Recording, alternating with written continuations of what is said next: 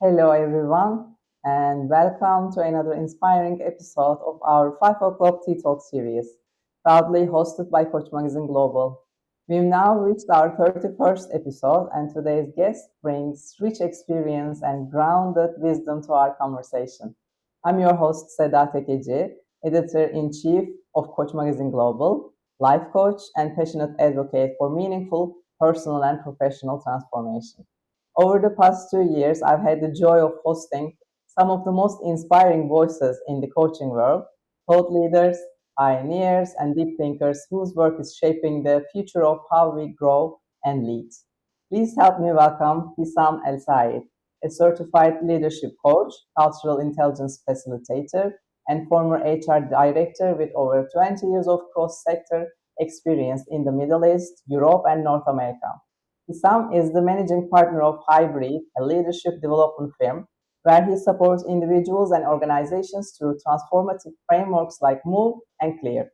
He is also the author of a book on cross-cultural leadership and a frequent judge on awards that recognize organizational excellence and employee well-being.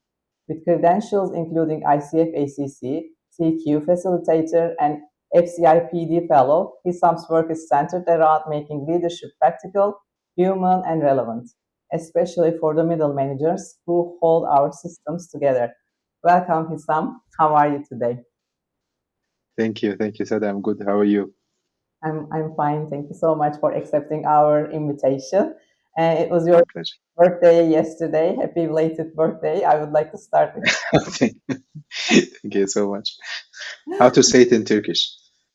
um, well, it's a little bit longer than English one. Doğum günün kutlu olsun. Okay, I cannot repeat that, but thank you. Yeah. Before we dive into our questions, I'd like to invite our audience to hit the subscribe button on our channel and turn on notifications so you never miss an episode. For more coaching content, visit us at www.thecoachmagazine.com and enjoy our quarterly digital issues. And don't forget to like, share, and comment. Your engagement helps us grow this global community of conscious leaders. So, um, to my first question, you worn many hats. He's some HR director, coach, facilitator, author, even engineering. Based on our very first conversation, you told me that you were Yeah. an engineer. Looking back, what was a pivotal moment that redirected your leadership journey? Well, thank you for the question. So there were mainly two main pivotal points. The first one was very early in my career. I was a fresh graduate engineer. I had the normal path of getting high grades in high school and then joining the faculty of engineering, the normal path. I was graduated as an electrical engineer, but something felt off. My first role was a design office. So I spent my day designing programs for electric circuits for villas and houses just behind the PC, me and myself. And I'm a very people person. So when I saw an announcement for an HR specialist in the organization I work for, I applied. The HR manager got shocked because she didn't expect a design office engineer to apply for this role. So she asked me if I even understand what does it mean to be an HR specialist. At that point of my career, I thought it's only about interviewing people, like meeting people all the day. So she explained to me the other side of HR, which is not only interviewing people, it's working with contract policies, insurances, and there is an admin part of it.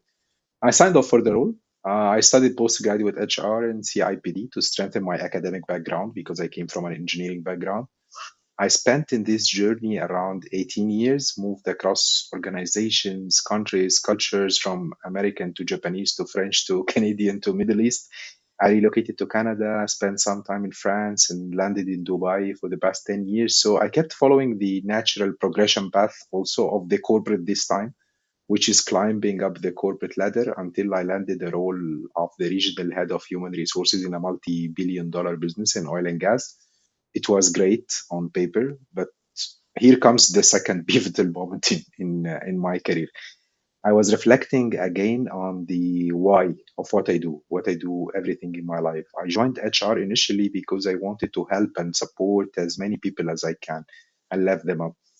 But the up I went in the corporate ladder, the less I was able to do so. It was more about managing up, handling internal politics, but not really helping people, which I aimed for.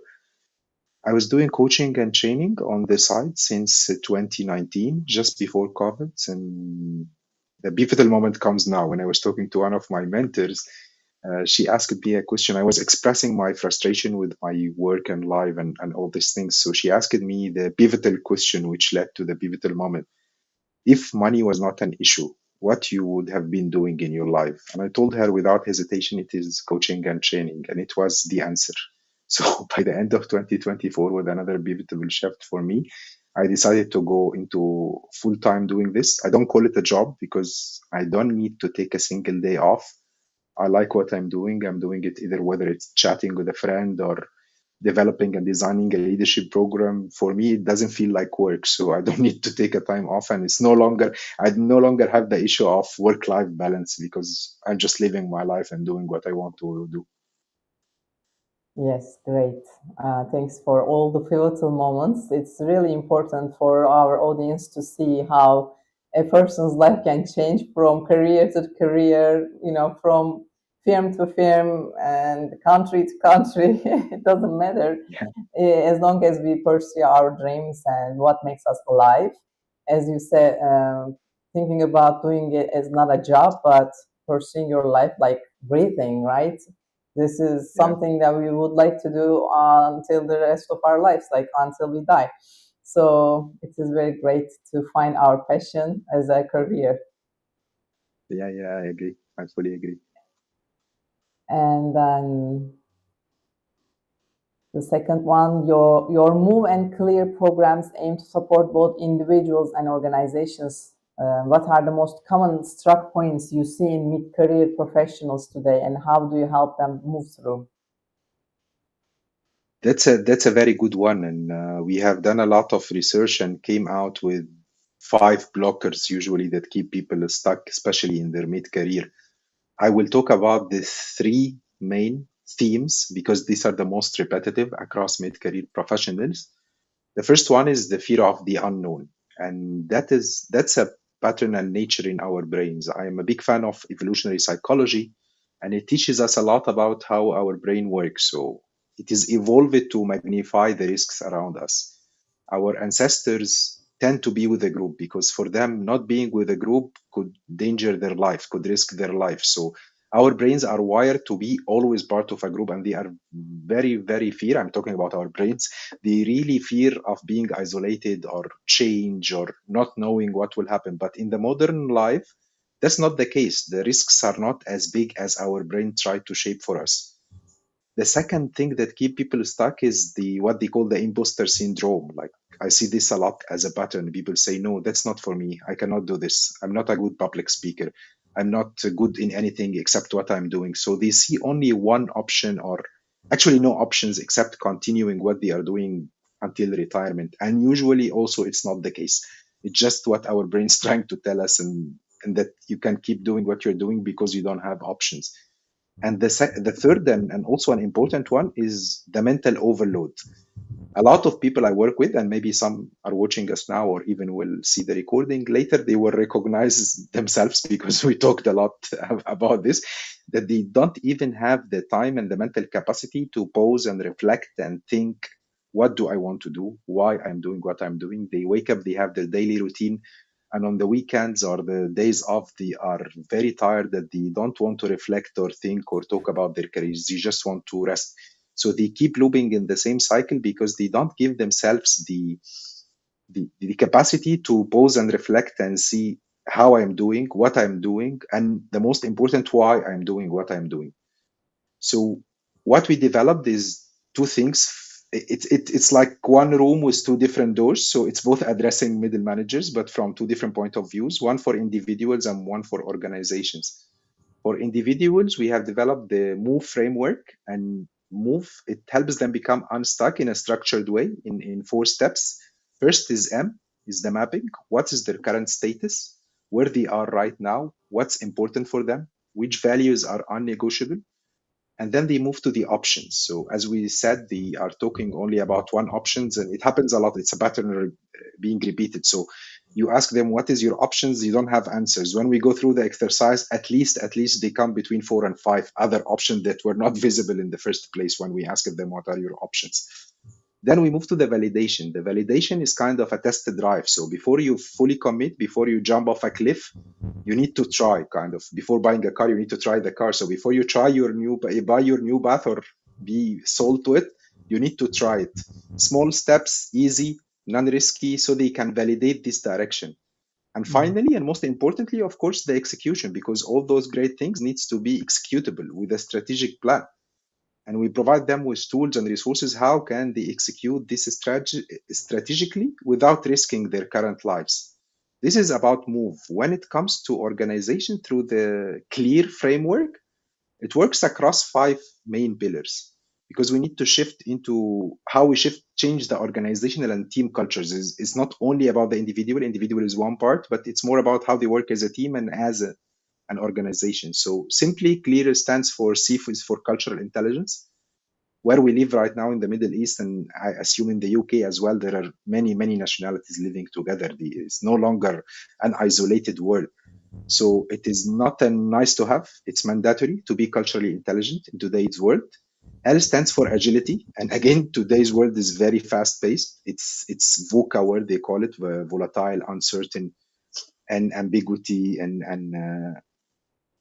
it's not easy to live if you don't really know how to be agile. How can you adapt your lifestyle? You fit into those changes and you are flexible. You have the flexible mindset.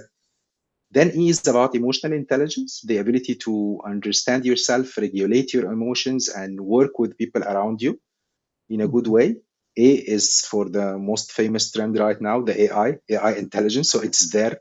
It is taking out jobs. It is with us. It is employing people. It's selecting people in the interviews. So we also equip the leaders to know how can they be AI literate or AI intelligent, how to deal with AI and use it in their behavior.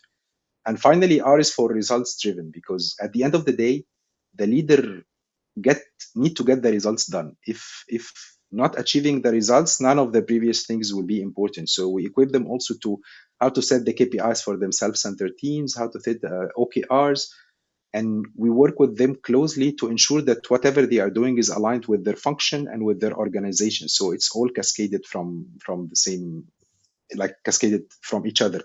So as we said, both targeting middle managers to help them be unstuck, one for individuals, which is move, and one for organizations, which is clear. It's the same room. Inside the room, there are the middle managers, but there are two different doors to access it. And it doesn't matter if you're working with an organization, you can also work with the mid managers as an individual too, right? You can use both Yes. tools for all of Yes. them. Yes. Yes, great. So you often speak about the importance of culturally intelligent leadership. Can you share an experience where cultural intelligence completely changed the outcome of a situation? Yes, many years ago, I was working as a HR head in an organization, and we had a case reported for harassment. And one of the employees said that his manager told him that he needs to use his brain, and he was very offended with the situation. And so we had to get the manager and talk to her, and she really didn't mean anything bad. It was just an expression in her culture that is normally used every day, but for the employee, it was kind of, I'm being insulted. So we had to put them together and, of course, mediate the conflict and resolve it. But imagine how many situations like this could be avoided if people are culturally intelligent and understand what does it mean to be respected in other cultures, what kind of expressions or terms or language that I will use in my day to day that's appropriate for in my context, but not appropriate everywhere or anywhere else. Yeah, I mean, when you talk about this wording, even the gestures different from country to country, culture to culture. I remember Yeah. back in Turkey when I was as Isaac volunteer in the university years, we had a lot of trainees coming to Turkey from other countries as a traineeship to do their traineeships, and they didn't understand when we say no like this, like nodding our head to back instead of doing this. Like, English speaking, we're always Yeah, move their heads from right to left to say no. But in Turkey, this is no. So they were like, they didn't yeah, understand if he's saying yes or no. What is this? yeah. And in other places of the world, the yes will be like this, like in India and Oh, Pakistan. So yeah, yes this is will so yeah, confusing. yeah. This will mean Yes. okay or yes by nodding the head right and left. Yeah. So that's a good example. Yeah, so cultural awareness is a huge point. It's great that you put it in the framework of your clear for the organizational work. And what is like you're working with middle managers and they often feel invisible in leadership development programs. Why do you believe they are Yeah. so critical and what can organizations do differently to empower them? Okay, that's a very good question, and it directly related to the survey we have conducted with more than 120 companies, and more than 75% of the respondents say that the development budget is for, like, 75% of the development budgets were reserved for executives. Of course, developing executives is really important, but what about the people who are their successors, their bench, the middle managers, the people that will jump into executive roles in a year or two? Do you think that their first development should be only when they are executives, and what if it's too late by then? So the what we see, at least from our surveys, most organizations really underestimate the importance of developing middle managers, sometimes due to budget constraints.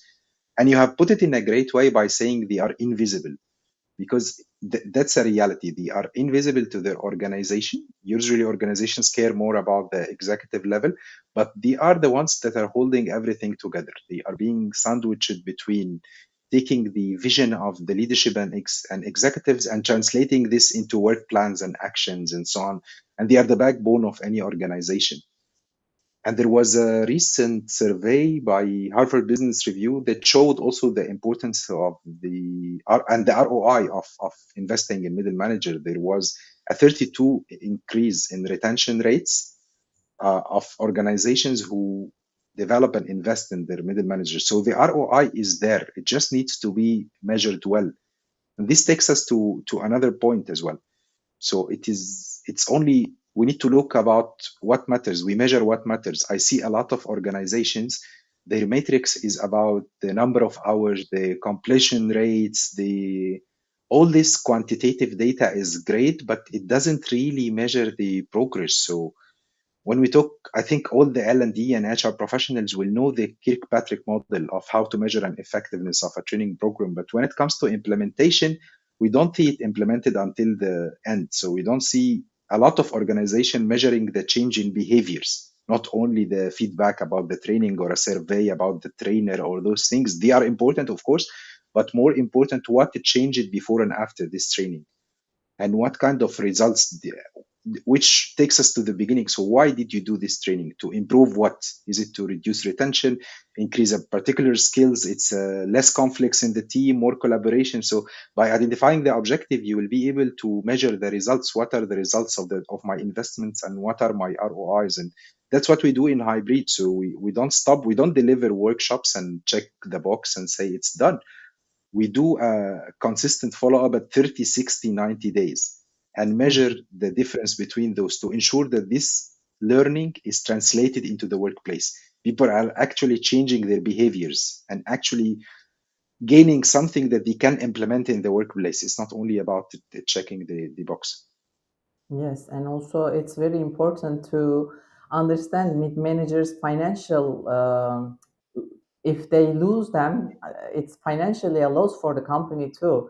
You Absolutely. know, preparing, training this mid managers is a lot of money, and the time, and also the mental health of the mid managers is very important. Yeah, they can go through the workshops, this coaching trainings programs, but if they don't implement it into their daily lives, both in personal and professional, then what's the point? And it's also the financial loss added to all the other things. I would like to also talk about my personal experience for this work life and burnout, work life balance and burnout risk. Mm, And when we moved to London 4 years ago, we came on a business plan, not a workforce plan, but we wanted to build our own business and earn money and pay our taxes. This was as a business person visa, but it didn't work out as we planned. So we needed the money. As a dependent, I had the work permit, so I could apply jobs, and I was applying according to my previous career in banking, letter of credit specialist, and I came up. Well, an opportunity come to my uh, door, and I was gonna do the same thing I was doing in the bank, and it was a mm, part-time job, remote and part-time job from 6 a.m. to 10 a.m. in the mornings only, because they were working according to Turkey's work time. And they asked me what the price that I would, want for this job, and I think about it because it was so stressful. That it was so the job that I didn't want to do for the rest of my life. I already changed my career to be a coach and was training myself, preparing my own coaching program at the time, and even my eyes started twitching because thinking about yeah. this, like this stress and doing that.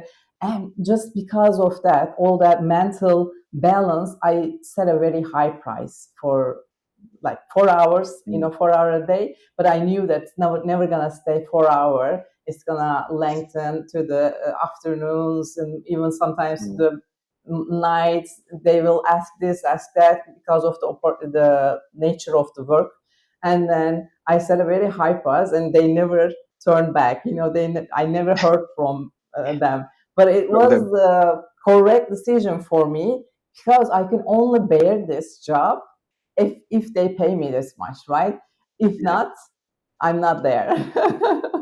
Yeah, yeah, you set the standard, yeah. And whether they take it or not is not your problem. You just know the standard. You know your worth and that's it. Yes, yes. So your approach simplifies leadership and makes it more human. If you had to distill leadership into three essential qualities today, what would they be? Three essential qualities. So I think number one and most importantly is authenticity, because the days where you have to wear the manager mask at work and be very serious and not your own self at work, those days are gone. And you remember the classic image of the leader who was, very strict at work, but in the family and friends, he's very nice. It's not like this anymore. You have to be yourself in all the situation. And I've seen this a lot in the new generation. They hate it when someone is trying to wear a mask or fake a personality. So number one is authenticity. Second one is the continuous improvement. It's a concept that's called Kaizen, adopted by Toyota. And this I learned it from the Japanese when I was working with Japanese, and it's linked with another Japanese concept called Shoritsumo, which means less is more. So, in summary, not to complicate things, it's about incremental changes. So, these changes doesn't have to be dramatic or overnight. It is an incremental process, and if you are 1% better, but every day or every month or every year you are 1% better, this is compounding and accumulating. And as long as you have this mindset that you always want to improve and you always want to learn something new, you will reach places that you will never imagine that you will reach, as long as you don't get stagnant or stuck and say, I want to learn something more or I want to go beyond my current state. The third one is the outcome focused. So again, it's also very old school to measure productivity by how busy you are. It's about how much you achieved, even if it's in less hour per days. And now the workplaces are being changed a lot in this part. So we have an issue that most of our leadership theories comes from the industrial revolution era, like Frederick Taylor and all this, factories and lines, and it doesn't fit in an AI driven world or even an internet driven technology world. So it's not more about how long you work or how full your calendar is, how busy you are. It's about achievements, outcomes. And now with the adoption of AI, and I don't want to talk about this because if I started, I can take another 1 hour. But when you talk about AI, if it's now more about how much time it will save me. So if I get the same result in 15 minutes versus 2 hours, then I will let this team go and replace it by a tool. And the managers need to adopt this mindset as well. How much I can achieve in a certain amount of time, and whether with using tools or by being more efficient in your procedures, it's no longer about how long you work, to put it simply. It's about how much you achieved. So these are, I would say, these are the three. To recap them, they are the authenticity, the continuous improvement, and the outcome focus. Yeah, I like the second one, as the simplicity is the ultimate satisfaction. When 500 years ago, Leonardo da Vinci set the standards, but Yes. it is not very easy to do the simplification, right? When you understand a concept, a lesson, when you can tell about it, talk about it, teach it to others simply, very simple way, then you know it, you really understand Yeah. it. But how easy that is to put it into that simple ways, it's the question. Yeah, I think it was Albert Einstein, if I was not mistaken. I didn't ask ChatGPT or anything. I'm getting from my memory, so maybe I'm wrong. But I think it's Albert Einstein who said, if you cannot explain your idea to a 5 years Yes, old kid, then you don't understand it enough. So exactly. Yeah. Yeah, there's even a story about his driver can go to a speak event and talk about Einstein's theories, like, because he's been there all the time while he's explaining them, and he was, understanding them very easily. And Einstein told him to do it for him, and nobody could understand that it was not Einstein, because it was yeah, the first time, right? Well, it is amazing. yeah, yeah. So my last question, as someone who has worked across continents and industries, how do you stay grounded and connected to your personal why? Well, that's a very reflective and good one. So I do studied culture intelligence. I lived in 4 continents. I worked across 9 different organizations, but it's really so simple. People are people. We might eat different food or wear different clothes, but because of the traditions or the weather or anything, but the wants and the aspirations of the people all around the world are basically the same. So I always do reflect and pause, and I'm always also open to new things and shifts in my life, because I've been a lot of changes, as I told you in the beginning about my career and life and moving countries and jobs and even careers and everything. So I need to revisit this from time to time, see what is working and what's not working, and I'm very open to change if it's not working. So I'm if I want to close this with a word to everyone, it's just don't settle if you think you are not happy. You don't need to settle. You can always revisit and reconnect and readapt. And the risk and the danger is not as big as your brain trying to tell you. You can always fit in and pivot in a new direction, and things will be more than okay. It will be even great. Yeah, it's been done already so many times. You already know this, and you can revisit this successes. And it looks like a challenge to move from country to country, culture to culture, firm to firm. But it also a very very big opportunity to shape you into big changes in life, unexpected unwanted changes also. And you know this already, you've done this too many times, and you can adapt the tools that you use there to the new unexpected situations with the twist of change, and anything that comes to your way unexpectedly. As you said, yeah, don't fear, it's always a solution if you're in the right mindset. Yes, If you yes, think yes. it's solvable, it's solvable. Solvable. If you think it's unsolvable, it's unsolvable. Yeah, yeah, So it all starts from the mind. I agree. It all starts from the mind. So it's about the story you are telling yourself. This is the main yes. thing. Is there a last word you would like to add? I think the last one is a perfect closure. I would say, yeah, it's all about the story you are telling yourself. So I will repeat it again as, as a closing statement. Okay. Thank you so much for joining us today and Okay. sharing your insightful perspectives, Isam. It was very nice to meet you. Thanks for reaching out to me and try to understand what we are doing in Coach Magazine Global. and how you can be a help of your contribution is very important for us. Thank you again. And before we end this session, I would like to encourage our audience to hit the subscribe button on our channel for more insightful sessions. Don't miss out on this captivating 5 o'clock tea talk. Hit the ring button and remember to subscribe. For more great content, visit the www.coachmagazine.com and enjoy our quarterly magazines, which are 11 issues out right now. Thank you so much for watching us. Again, we'll see you in the 32nd episode. Thank you. Thank you. Have a nice day.